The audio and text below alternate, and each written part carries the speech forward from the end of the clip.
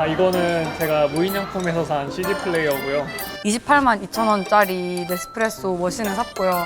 노이즈 캔슬링 헤드폰을 제가 소니가 그쪽으로 되게 잘 나와 있다고 해서 제품이 가격은 한 20만 원 정도 했던 것 같아요. 시세가 정가가 한 50만 원이고 손을 벌벌 떨면서 이렇게 결제를 했고 통장이 너무 홀쭉해 있는 걸 봐가지고 약간 상실감이.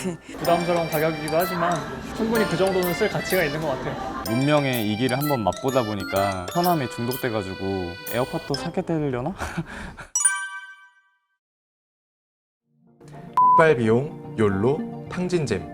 최근 SNS에는 소비 관련 신조어가 자주 등장합니다. 20대에게 소비란 가장 효율적인 기분 전환 수단이라고 하는데요. 학업 취업에 대한 불안감과 개인적 사회적 스트레스를 해소하기 위해 소비를 활용한다는 20대는 한 달 평균 9.8회, 3일에 한 번꼴로 홧김 소비를 하고 있습니다. 소비를 놀이처럼 즐기는 지출 패턴은 금융 점수로 드러납니다. 청년층의 금융지식 점수는 전 연령대에서 가장 높았지만 금융행위와 금융태도 부분은 취약했습니다. 금융행위는 저축 등 금융상품 선택 행위를, 금융태도는 소비와 저축에 대한 선호도를 측정하는데요. 18세에서 29세 청년은 금융상품 선택에 소극적이고 저축보다는 소비에 중점을 두고 있었습니다. 대출은 이를 소비 요정을 노리고 있습니다. 지불 능력보다 과한 지출을 하는 동시에 저축을 등한시하는 금융 이해력으로는 무분별한 대출의 유혹에 넘어가기 십상입니다. 특히나 지난 2017년 7월 카카오뱅크 비상금 대출이 무담보 무서류 무방문, 19세 이상, 1금융권, 1에서 8등급 포괄의 카피를 달고 등장하면서 간편 대출의 개념이 급부상했는데요. 1금융권에서 인터넷 혹은 모바일로 간단하게 신청할 수 있게 되면서 20대도 대출 서비스에 쉽게 접근하게 됐습니다. 실제로 카카오뱅크 대출에서는 사회적 통념상 경제활동의 중심 연령대가 아닌 20대의 비중이 상당히 큰 편입니다.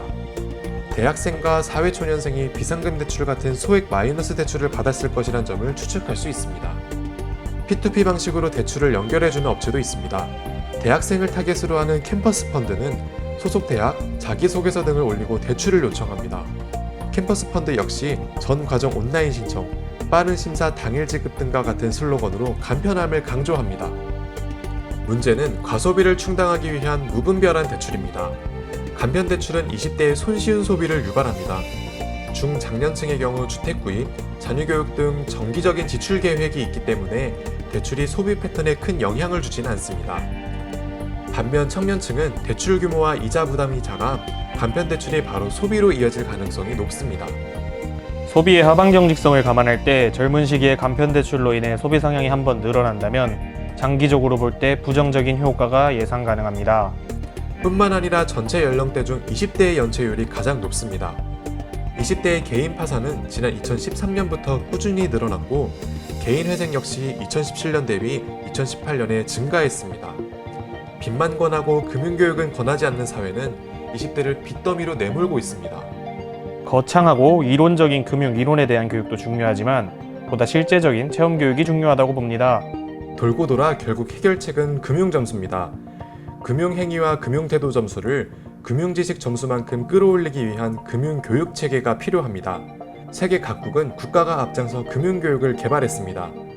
영국은 지난 2005년부터 지난 2011년까지 아동신탁기금을 실시했습니다.